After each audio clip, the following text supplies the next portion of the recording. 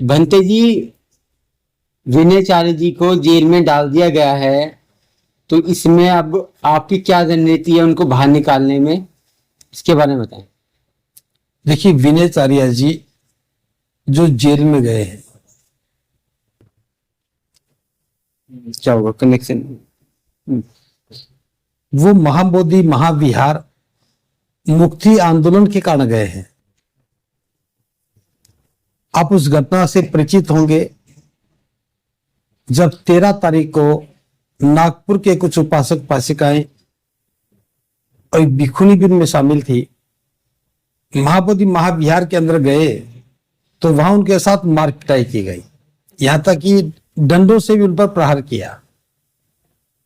जब वो वहां से बाहर निकल के आए तो सीधे धरना स्थल पर गए। धरना स्थल पर जाकर बताया कि हमारे साथ वहां ऐसा ऐसा हुआ। तब वहां उनको सही उत्तर नहीं मिला, ना कोई समर्थन मिला।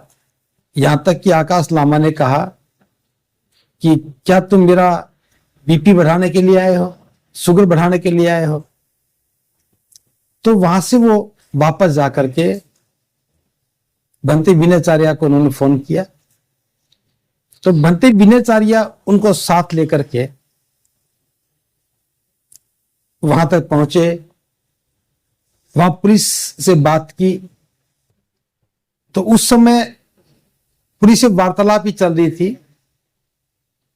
सामने से लोग आए और उन्होंने जय श्री राम के नारे लगाने शुरू कर दिए। इधर से जो महाराष्ट्र के लोग थे उन्होंने जय भीम के नारे लगाने शुरू कर दिए।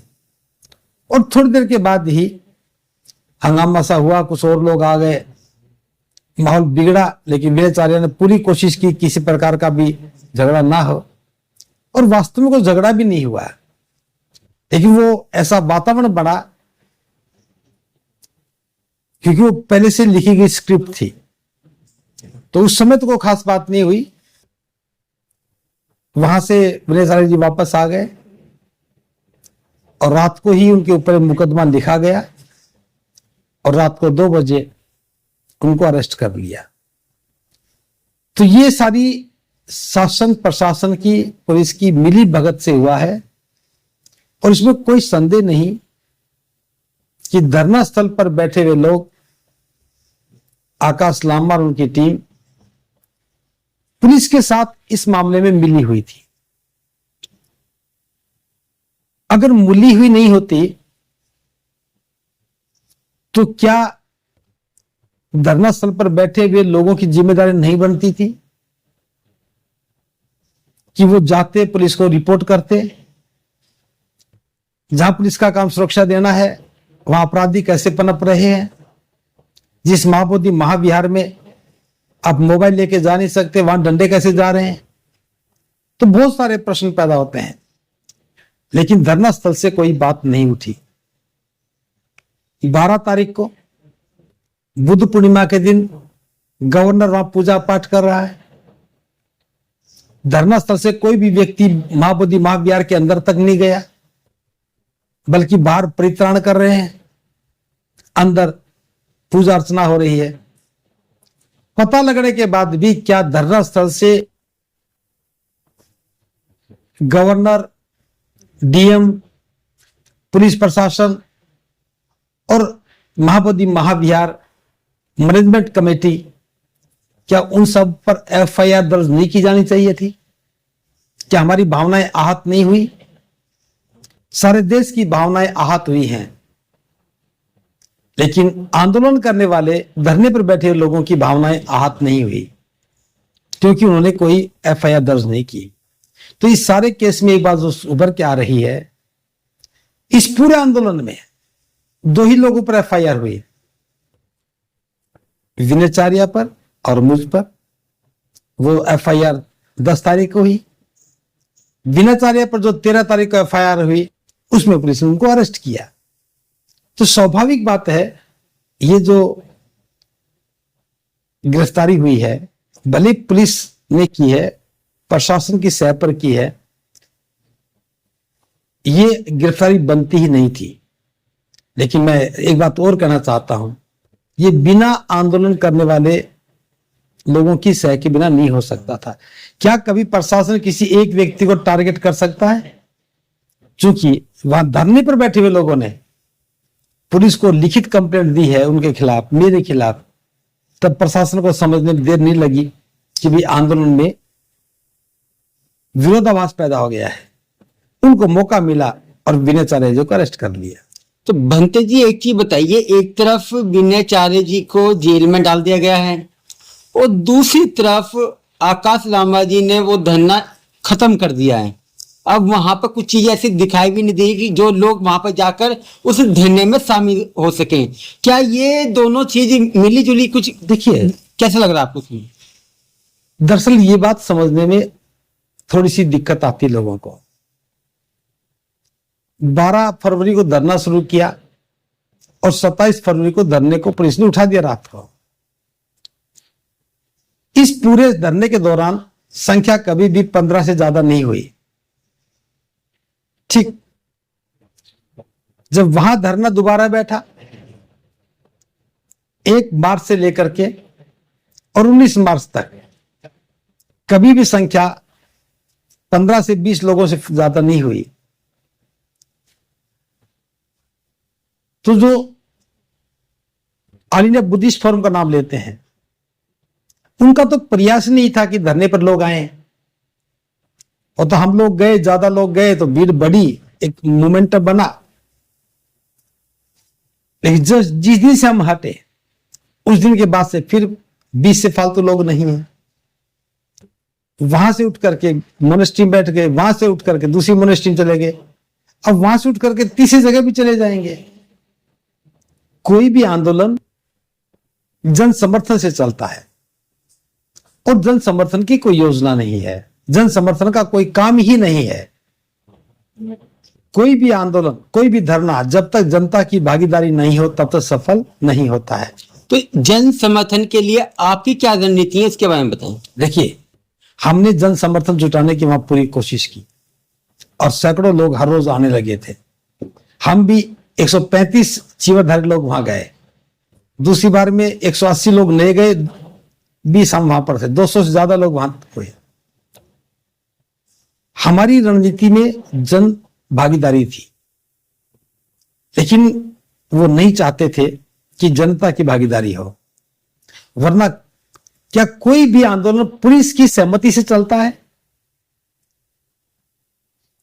हमें तो पता उसी दिन लग गया, मुख्यमंत्री के काफिले को आगे से गुजरना था। पुलिस ने कहा कोई उठेगा नहीं, कोई बोलेगा नहीं, और धरना स्थल के आयोजकों ने सबको कहा कि आंखें बंद करके बैठ जाओ। 1 घंटे तक आंखें बंद करके बैठे रहे। सीएम का काफिला निकल गया तब आंखें खोली। ऐसा कौन सा आंदोलन है कि सरकार से लड़ाई हो और मुख्यमंत्री वहां से आए तो आंखें बंद कर लें? तो जैसा जैसा पुलिस प्रशासन स्क्रिप्ट लिखता है वैसा वैसा काम होता है। इसे आंदोलन कहना जनता को धोखा देना है। तो भंते जी, अब आपके लिए मतलब वहां पर जिस एक आंदोलन, एक नाम दिया गया, एक संगठन था वहां पर भी, क्या लगता है कि भविष्य में क्या कोई संगठन बनाने की जरूरत है उन विरोधियों के साथ जो उस आंदोलन को सफल नहीं होने देना चाहते? चूंकि वो जनता की भागीदारी नहीं चाहते, बड़े पैमाने पर सहयोग करने वालों की भागीदारी भी नहीं चाहिए, तो क्या पूरा देश किसी एक आदमी की मोनोपोली का शिकार हो जाए? इतना बड़ा भारत देश है, यहां करोड़ों की संख्या में बौद्ध लोग रहते हैं। क्या उनकी भावनाओं की हर कोई वो उपेक्षा करते रहे? हमारा प्रयास सामूहिकता में है। हमारा प्रयास है कि महाबोधि महावीर मुक्त होना चाहिए, लेकिन एक व्यक्ति डिक्टेटरशिप करके, एक व्यक्ति सबको अपमानित करके अपनी मर्जी से काम करे, ये मैं नहीं समझता कि सभी को पसंद आएगा। दूसरी बात, धरना देने वाले लोगों पर मुकदमे दर्ज करवाए, क्योंकि पुलिस से मिलने के बाद किसी पर कोई भी एलिगेशन लगा सकता है। अब ऐसा तो है नहीं कि यह आंदोलन एक व्यक्ति की दुर्भावना का शिकार हो जाए, तो देश के तमाम वो जिम्मेदार लोग जो चाहते हैं कि महाबोधि महाविहार मुक्त हो, ऐसे 80 से ज्यादा संगठनों के प्रतिनिधि दिल्ली में इकट्ठा हुए। 6 और 7 जून को बुद्धिस्ट समन्वय संघ बना करके महाबोधि महाविहार की आवाज को जन भागीदारी के साथ बुलंद करने के लिए तैयारी शुरू कर दी है। और हमें उम्मीद है इस संघ की मौजूदगी से प्रशासन पर दबाव पड़ेगा, प्रशासन को भी पता लगेगा कि एक व्यक्ति को मैनेज किया जा सकता है, पूरे देश को नहीं किया जा सकता। तो बनते ही जैसे आपने बताया कि एक नया संघ बनाया गया है, तो उसमें किस तरीके से काम किया जाएगा, कि कितने लोग हैं आपके साथ, और क्या उनकी अलग कोई कमेटी है, क्या साथ में है, किस तरीके से है, उसके बारे में बताइए। जैसे मैं बता, संघ बनाया है और ये बहुत ही महत्वपूर्ण ये बात जानना, हमने सबको खुले रूप में आमंत्रण दिया। 19 राज्य के प्रतिनिधि यहां पहुंचे। 80 से अधिक संगठनों के प्रतिनिधियों ने अपनी संलिप्तता यहां दी है। जिन जिनको शामिल होना था उनसे नाम मांगे, उन्होंने नाम दिए और सबकी सहमति से एक केंद्रीय कार्यकारिणी बनी, जिसमें 60 से ज्यादा लोग हैं और 19 राज्य के प्रतिनिधियों की भागीदारी की बात बनी, वो 140 से ज्यादा लोग हैं। तो कुल मिलाकर के 250 से ज्यादा लोगों की भागीदारी के साथ इस संघ का निर्माण हुआ है। इसमें कोई भी अध्यक्ष या पदाधिकारी नहीं है। इस संघ में अलग अलग विभाग के जिम्मेदारी बांटी गई है और जो केंद्रीय कार्यकारिणी बनी है उन सभी विभागों के प्रतिनिधि बैठ करके निर्णय लेंगे, वही योजना बनाएंगे और जो जितने भी सदस्य हैं, राज्यों के प्रतिनिधि हैं, उन सबकी सहमति के साथ उस पर काम किया जाएगा। तो ये जो यहां कोई वन मैन आर्मी नहीं है, ये कोई किचन कैबिनेट नहीं है, ये एक खुले रूप में पूरे देश के अम्बेडकराइट बुद्धिस्ट लोगों की भागीदारी के साथ ये संघ बना है।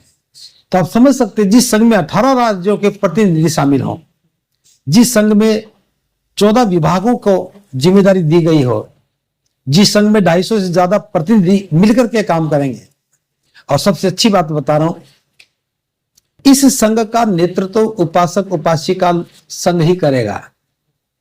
भिक्षुओं की मौजूदगी होगी, लेकिन कोई भी भिक्षु किसी जिम्मेदारी का वहन नहीं करेगा। भिक्षु मार्गदर्शक होगा, भिक्षु योजनाकार होगा, भिक्षु ध्यान रखेगा कि कहीं पर भी धर्म के विरुद्ध कोई आचरण ना हो, धर्म के विरुद्ध कोई काम ना हो। तो भिक्षुओं ने भिक्षु संघ की गरिमा को बनाए रखते हुए भविष्य में भारत में बौद्ध धर्म की स्थापना का काम कैसे चले, बौद्ध में भारत कैसे बने, इस परिसंकल्पना पर भिक्षु संघ काम करेगा। जो भी प्रतिनिधि आएंगे इस संघ में, उन सबको प्रशिक्षण देने का काम भी भिक्षु संघ करेगा। भिक्षु संघ किसी प्रकार की आर्थिक गतिविधियों में भाग नहीं लेगा। धन के किसी भी लेन देन में कोई भी भिक्षु अपनी भूमिका नहीं निभाएगा। ये भिक्षु संघ की गरिमा को ध्यान में रखते हुए हम सब ने ये फैसला सर्वसम्मति से लिया है। तो हमने दोनों बातें यहां बहुत महत्वपूर्ण समझ करके रखी हैं। 4 परिषद जो है, 4 संघ हैं, उपासक संघ और उपासिका संघ, भिक्षु संघ और भिक्षुणी संघ, ये चारों ने मिलकर के बुद्धिस्ट समन्वय संघ बनाया है।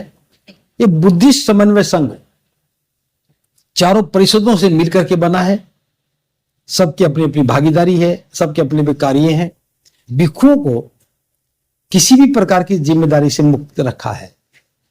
भिक्षु की गरिमा, भिक्षु संघ की गरिमा हमारे लिए सर्वोपरि है कि भविष्य में संघ के संघर्ष के दौरान, किसी भी आंदोलन के दौरान भिक्षुओं पर कोई आरोप ना लगे। जैसे वहां पर बड़ी आसानी से किसी पर चोरी का आरोप लगा दिया, किसी पर जान से मारने की धमकी दे करके मार पिटाई करने का आरोप लगा दिया। तो झूठे आरोप लगने के बाद भी व्यक्ति संदेह के दायरे में तो आ ही जाता है, भले आरोप सिद्ध हो या ना हो, बहुत सारे लोग आरोपित मान ही लेते हैं। तो वहां पर बोध गया में जो हादसा हुआ, उससे सबक सीखते हुए हमें तमाम भिक्षुओं को इस प्रकार के आरोपों से बचाने के लिए ये निर्णय लिया है, ताकि कोई भी बुरे विचार वाला व्यक्ति धर्म को कलंकित करने का दुस्साहस ना कर सके। भंते जी, आगे की जो आंदोलन होगा उसकी क्या रणनीति है आपकी? देखिए, रणनीति हमारी बहुत स्पष्ट है। ये आंदोलन जनता की भागीदारी से चलेगा। बिहार के लोगों को पटना में एक बड़ी जनसभा करने के लिए दायित्व सौंप दिया गया है। उसी कार्यक्रम के दौरान संभवतः जुलाई के मध्य में एक बड़ा कार्यक्रम होगा। तो बिहार के जो प्रतिनिधि हैं उनको पूरी ताकत दी है, पूरी जिम्मेदारी दी है कि वो समूचे बिहार को तैयार करें और पटना में बहुत बड़ा जन समूह इकट्ठा करके सरकार पर दबाव बनाने का काम करें। ये पहली बार हो रहा है कि बिहार के लोगों को स्वतंत्र रूप से आंदोलन चलाने की एक जिम्मेदारी दी गई है। और ऐसा नहीं कि बिहार के लोग ही वहां जाकर काम करेंगे, यहां से केंद्रीय कार्यकारिणी ने कुछ लोगों की वहां ड्यूटी भी लगाई है कि वो वहां जाकर के काम करेंगे, सुपरविजन करेंगे और मार्गदर्शन करेंगे। भिक्षु भी वहां जाएंगे, भिक्षु भी अपनी भूमिका निभाएंगे, लेकिन सारी तैयारी उपासक उपासिका संघ ही करेगा। उसके साथ साथ नागपुर में, छत्तीसगढ़ में भी कार्यक्रम करने का निर्णय लिया है। अगस्त के महीने में दिल्ली के तालकटोरा स्टेडियम में बड़ा कार्यक्रम होगा, ऐसी योजना पर विचार किया गया है। तो ये केवल महाबोधि महाविहार की मुक्ति के लिए काम नहीं है। हमारा काम भारत को बौद्धमय बनाना है। हमारा प्रयास जो बहुजनों पर, बुद्धिस्ट लोगों पर जुर्म होते हैं उनके खिलाफ लड़ना भी है। हम बौद्ध में भारत की परिसंकल्पना के अनुसार काम करेंगे, इसी के लिए संघ बना है। महाबोधि महाविहार मुक्ति आंदोलन तो इसका एक काम है, इसके अलावा बहुत सारे काम है जिस पर संघ काम करेगा। तो मैं और बता दूं, ये संघ किसी के विरोध में नहीं है। यह संघ भारतीय बौद्धों का प्रतिनिधित्व करने के लिए, अपनी आवाज को बुलंद करने के लिए, सही अर्थों में डेमोक्रेटिक वे में संपूर्ण पारदर्शिता के साथ काम करने के लिए यह संघ बना है। किसी को छोटा करने के लिए या किसी को बड़ा करने के लिए संघ नहीं बना है। भंते जी, इस संघ में जो आम लोग हैं, जो आपके उपासक हैं, वो आपसे किस तरीके से इस संघ में जुड़ सकते हैं, उसके बारे में बता दें। देखिए, इसके लिए कार्य योजना बनाई है। अभी प्रशिक्षण का दौर शुरू होने वाला है। आपने देखा होगा कि संघ के निर्माण के दौरान सभी लोगों ने अपनी अपनी इच्छा से अपना नाम दिए। अब भी आमंत्रण जारी है। जो भी संघ में आना चाहता है अपना आवेदन करे और अपने आप को शामिल करे। उसके बाद उसको जो भी काम सौंपा जाएगा, जो भी जिम्मेदारी सौंपी जाएगी, उसका निर्वहन करे। तो ये संघ का अपना काम है। तो इसमें द्वार हमेशा खुले हैं, कोई भी जब चाहे आ सकता है। जिसकी इच्छा काम नहीं करे तो जा भी सकता है। संघ सबको अवसर दे रहा है कि आप आओ, अपने सामर्थ्य के साथ इस आंदोलन में अपनी भूमिका निभाओ।